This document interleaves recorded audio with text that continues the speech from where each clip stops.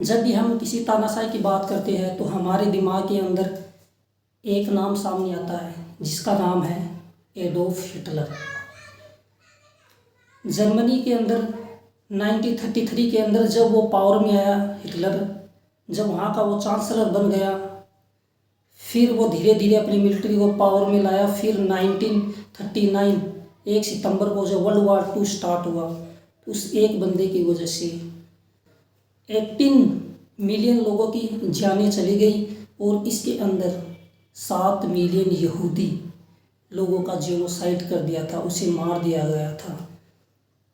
इस बंदे की वजह से बहुत से देश बर्बाद हो गए थे। हर चीज़ के दो पहलू होते हैं। कुछ लोग इनको तानाशाही कहते हैं हिटलर को, और कुछ लोग इसको राष्ट्रवाद कहते हैं। हेलो, मेरा नाम है अमन और मेरे यूट्यूब चैनल में आप सबका स्वागत है।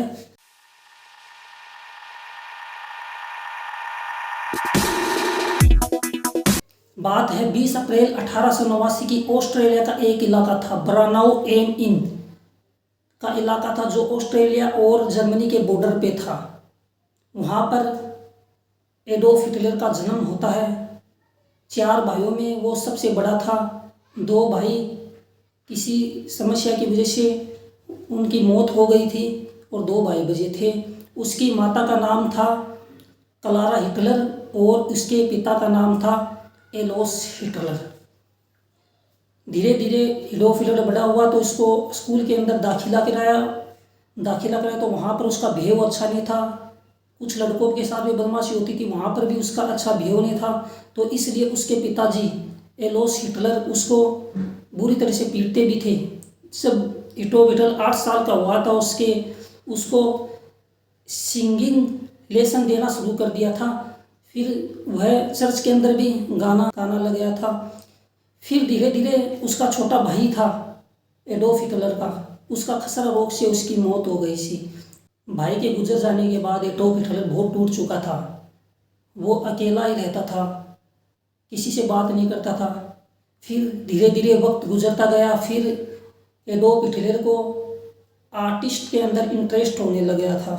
वो आर्टिस्ट स्कूल के अंदर 2 बार दाखिला भी करने की कोशिश की, लेकिन वो रिजेक्शन हो जाता था क्योंकि उसका बिहेव अच्छा नहीं था।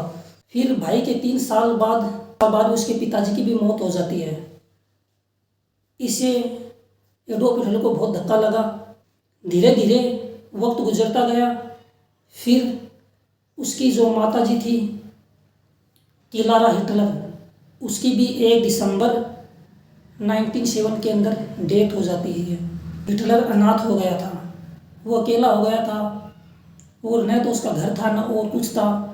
उसका खर्चा नहीं चल जाता था। वो बाज़ारों में पेंटिंग करता था, लेबर का काम करता था, इससे अपना गुजारा करता था। और स्कूल के अंदर फीस न होने की वजह से उसे स्कूल से भी निकाल दिया गया था। तो खर्चा चलता था वो चैरिटी से ही चलता था। फिर धीरे धीरे वक्त गुजरता गया और वर्ल्ड वॉर की शुरुआत हो गई थी। वर्ल्ड वॉर के अंदर फिर वो ऑस्ट्रेलिया चले गया था सेना में शामिल होने के लिए, क्योंकि हमेशा उसे इंटरेस्ट था जर्मनी सेना में जाने के लिए। लेकिन वर्ल्ड वॉर का समय था तो उसे सेना में भर्ती कर लिया था। एक बार उसको छोटे मोटे काम में रखा गया था और इन्फॉर्मेशन के लिए रखा गया था। मतलब धीरे धीरे वो आर्मी के अंदर पॉपुलर हो गया और कई ऑपरेशन किए थे और उसमें जंग की थी। उसका अहम रोल हुआ था और उसे जर्मनी का सर्वमान्य सम्मानित अवार्ड भी दिया गया था। और फिर एक ऑपरेशन के लिए जा रहे थे हिटलर, तो वहाँ पर वह बहुत बुरी तरह से घायल हो गया था। फिर उसको हॉस्पिटल लेके चले गए थे। एडोल्फ हिटलर को हॉस्पिटल ले जाने के बाद वो कई महीनों तक हॉस्पिटल के अंदर रहे। फिर उनको पता चला कि जर्मनी वर्ल्ड वॉर 1 हार चुका है और इसका उसको बहुत धक्का लगा। एडोल्फ हिटलर को यह समझ में नहीं आ रहा कि जर्मनी इतनी अच्छी पोजीशन में था, वो हार कैसे सकता है। बोला जर्मनी कभी हार नहीं सकता था क्योंकि वो अजेय था। वो उसने बहुत से देशों पर कब्जा भी कर लिया था। उनके अंदर उसकी स्थिति बहुत अच्छी थी, फिर भी वो कैसे हार सकती है जर्मनी। लेकिन उसको सबसे ज़्यादा जिम्मेदार देने लग गया कि वहाँ की हमारी जो सरकार थी उसकी ही कमी से ये सब हुआ।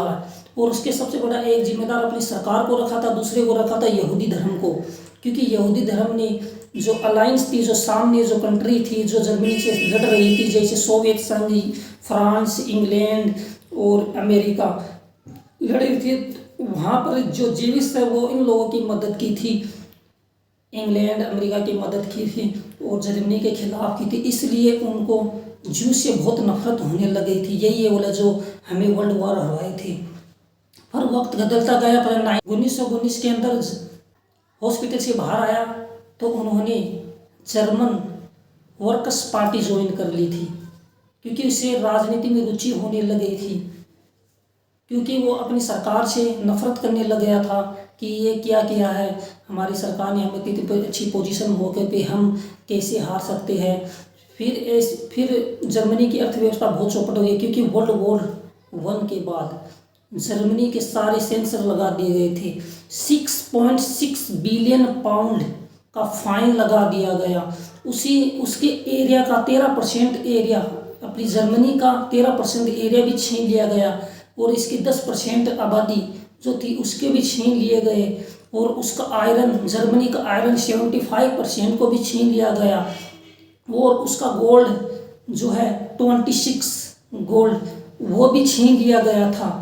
और वो टीटी जो साइन हुई थी उसे सबसे बेकार टीटी साइन थी, टीटी ऑफ वर्साई जो हुई थी, उसके अंदर जर्मनी को बहुत ही अपमानित किया गया था, क्योंकि इसके अंदर जर्मनी एयरफोर्स नहीं रख सकता था, नेवी नहीं रख सकता था, और उसकी जो मिलिट्री है वो 1 लाख से ज़्यादा अपनी फौज नहीं रख सकता था, नहीं सबमरीन, नहीं फाइटर जेट, नहीं टैंक, कुछ भी नहीं रख सकता था। उसके ऊपर बहुत ही भयंकर सेंसर लगा दिए थे, और उसकी अर्थव्यवस्था भी चौपट हो गई थी पूरी देश की, और गरीबी बहुत ज़्यादा बढ़ गई थी, और 1923 के अंदर ही हाइपर इन्फ्लेशन आ गया था जर्मनी के अंदर। इसलिए क्योंकि जर्मनी ने अपनी अर्थव्यवस्था को सही करने के लिए बहुत सारे नोट छाप दिए थे, बहुत ज़्यादा नोट छाप गए, हर पूरी जर्मनी से अपनी जो आवाम में उनमें बांट दे, ताकि हम गरीबी भी दूर कर देंगे, और जो हमारी जो फाइन लगा हुआ है वर्ल्ड वॉर के 1 के बाद वो भी हम अलायंस को चुकाते रहेंगे। लेकिन ऐसा हुआ नहीं, क्योंकि हाइपर इन्फ्लेशन का मतलब ये होता है कि उनकी अर्थव्यवस्था उस देश की ख़त्म हो जाती है, उनकी जो करेंसी है उसका मूल्य शून्य हो जाता है। अगर आप एक ब्रेड भी खरीदने जाओगे हाइपर इन्फ्लेशन के अंदर, तो एक ब्रेड का भी मूल्य लगभग अरबों रुपये में होगा। उसकी जो करेंसी है पेपर मार्क वो हम शून्य हो गई थी, क्योंकि हालात जर्मनी के बहुत बुरे हो गए थे। और उसी समय अमेरिका ने इन लोगों को, जर्मन को लोन देना शुरू किया, क्योंकि इसका स्थिति बहुत खराब थी। फिर अमेरिका ने सोचा इसको लोन दिया जाए।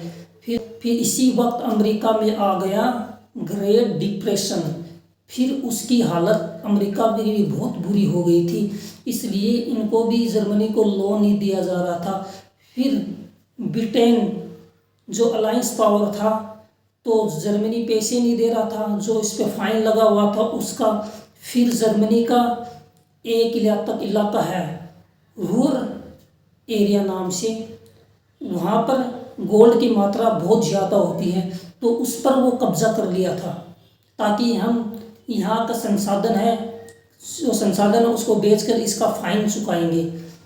फिर धीरे धीरे जर्मनी के अंदर एडोल्फ हिटलर भी पॉपुलर हो गए थे, और 1923 के अंदर एडोल्फ हिटलर जो पार्टी थी उसकी जर्मन वर्कर्स पार्टी, उसका नाम चेंज कर उसकी पार्टी का नाम हो गया नाजी पार्टी।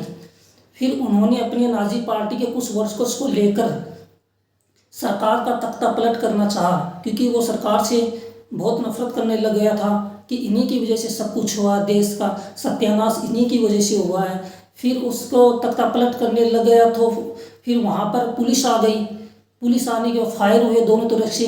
फिर उनके नाजी कुछ वर्कर्स भी ख़त्म हो गए वहाँ पर। फिर इनको जेल में डाल दिया गया। फिर कुछ दिन वो जेल में रहे, वो जेल में से ही उन्होंने अपनी एक किताब लिखी थी, अपना संघर्ष। लेकिन ये किताब ज़्यादा चली नहीं थी। फिर उन्होंने धीरे धीरे वो जेल से निकले, जेल के बाहर आए, फिर उन्होंने अपने तरीके से काम करना स्टार्ट किया, फिर लोगों में पॉपुलरिटी हुई। तो उसकी स्पीच इतनी ज़बरदस्त थी एडोल्फ हिटलर की, जब वो बोलने लग जाता था लोग सुनते थे, उसकी बात को गौर करते थे कि यही बंदा है जो जर्मनी को इस मुश्किल स्थिति से निकाल सकता है। फिर वक्त गुजरा 1928 के अंदर चुनाव होता है जर्मनी के अंदर। यहाँ पर एडोल्फ हिटलर की पार्टी, नाजी पार्टी को सिर्फ 2.5% वोट मिलते हैं।